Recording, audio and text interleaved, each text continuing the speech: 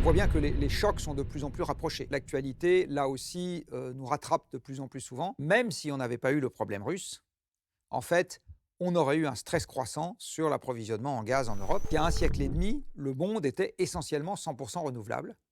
Et en fait, le monde 100% renouvelable, je ne sais pas si c'est celui vers lequel on va, mais c'est à coup sûr, quand on voit ce graphique, celui dont on est sorti.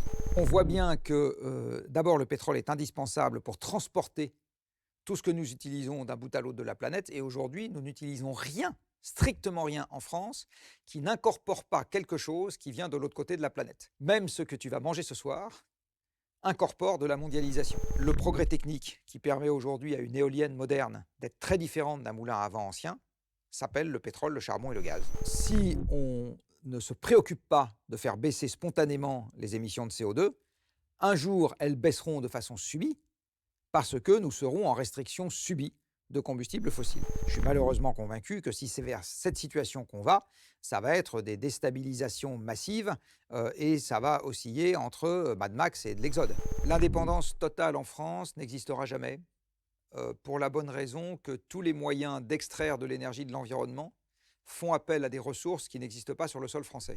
Tous ces acquis sociaux qui sont le fruit de l'énergie abondante, la question de leur maintien dans un monde 100% renouvelable, ouais, enfin peut-être, où étaient les mondes 100% renouvelables avec 35 heures, des retraites, des congés payés et des études longues pour tous, tout le monde à la fac. Qu'on me donne un exemple, j'ai pas.